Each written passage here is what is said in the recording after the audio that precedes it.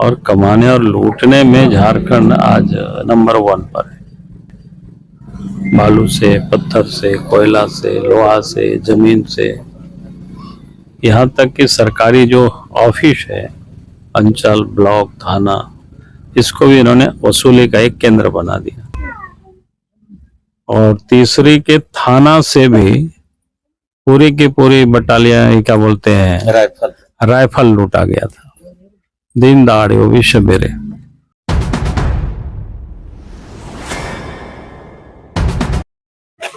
विधानसभा चुनाव अपने अंतिम चरण पर है। मतदान को लेकर चंद घंटे ही बाकी रह गए हैं। सारे प्रत्याशी और पार्टियां अपनी पूरी ताकत झोंक दी है।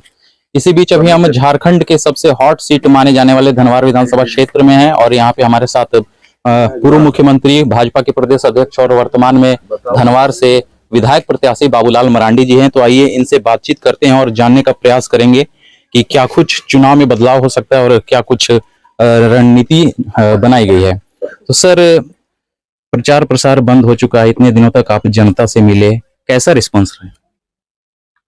नहीं, कह सकते हैं कि सब जगह लोगों में उत्साह है और एक खुशी भी है।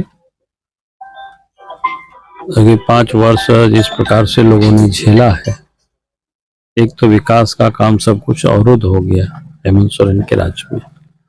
आप देख रहे होंगे गांव घरों की जो सड़कों की हालत है, दुर्दशा है।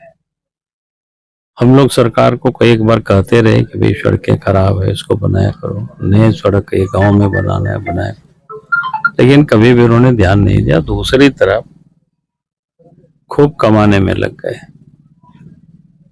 और कमाने और लूटने में झारखंड आज नंबर 1 पर है।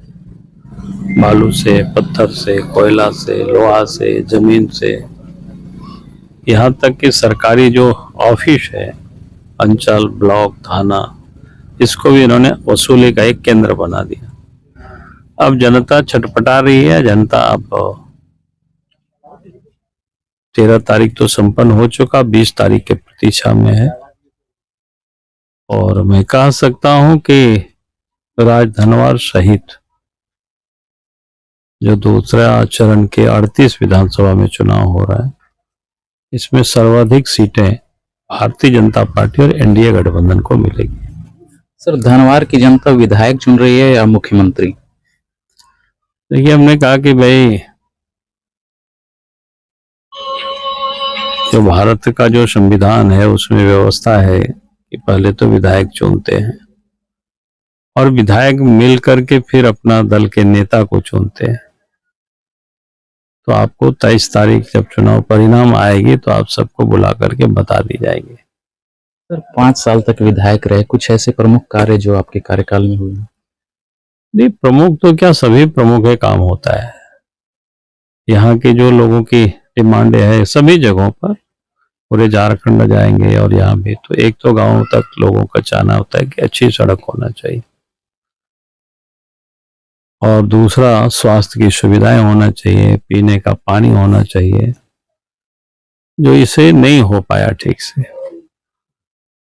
पीने का पानी जल नल योजना जो देश के प्रधानमंत्री नरेंद्र जी ने भेजा था कि इसको तो पूरी तरह से झारखंड में हेमंत सोरेन ने भ्रष्टाचार के हाथ चढ़ा दिया, वो भेंट चढ़ा दिया। आज गांव में आज भी लोग नदी नाला से या चापाकल से लोग पानी लाते हैं। जो नल से जो जल उपलब्ध कराना था उसमें से सरकार पूरी तरह से फिसडी साबित हुई है।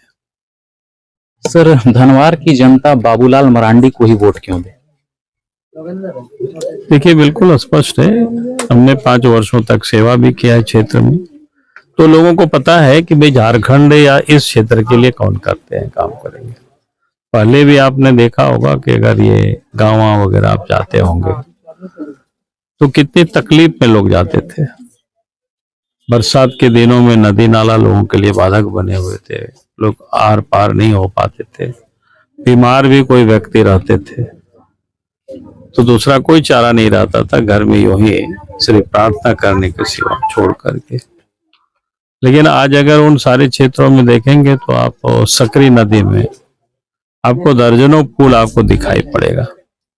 वो सब जितने भी जो गांव एक प्रकार से टापू बन जाता था, अब उससे हम लोगों ने निकाला है, तो लोगों को पता है भाई किसने काम किया है।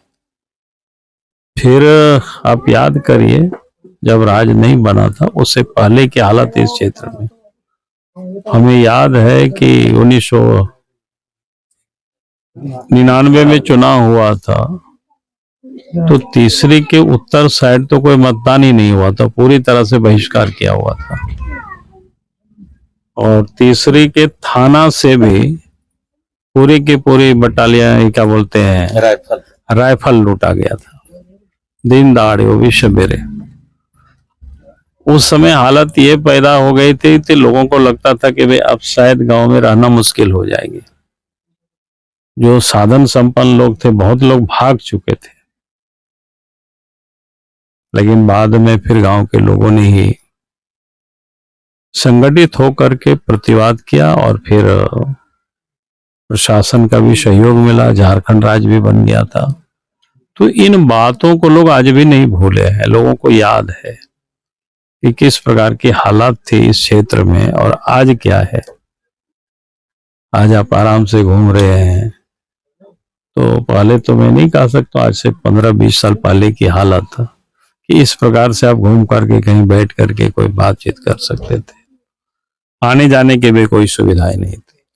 अभी भी बहुत सुविधा नहीं है बहुत जगहों पर, लेकिन इतना तो हो गया कि मोटा मोटी आदमी आप आ जा सकते हैं। अब इसलिए हम इसको कहते हैं भाई, पहले तीसरी दुनिया था, अब दूसरी दुनिया, अब पहली दुनिया की इसको बनाना है। 2019 के चुनाव और इस चुनाव में क्या कुछ अंतर आप देख रहे हैं? ये 19 से कहीं अधिक 24 में लोगों पक्ष में है और लोगों में जोश भी है। सर, आखिरी सवाल, ईमानदारी से बताएं आपका मुकाबला किससे है? नहीं, मैं बार बार कहता हूं कि भाई लोकतंत्र में मुकाबला किसी से नहीं होता है। इसे मुकाबला वाला जमाना था राजतंत्र में। राजतंत्र में दो लोग या एक राजा दूसरे राजा के ऊपर चढ़ाई करते थे। यहाँ तो मालिक जनता है। हम भी आए हैं और जो भी लोग चुनाव लड़ रहे हैं वो भी आएंगे, लोगों को बताएंगे।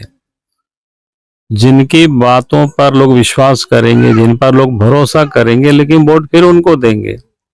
तो मुकाबला शब्द जो होता है ना, वो राजतंत्र में होता था। लोकतंत्र में जनता मालिक होती है, फिर जिनको अच्छा लगता है उनको वोट डालते हैं, देते हैं। Thank you sir. तो ये थे हमारे साथ बाबूलाल मरांडी जी। बाकी इनके विचारों को आपने सुना और आप किन्हें चुनेंगे हमें कमेंट करके जरूर बताएं। धन्यवाद।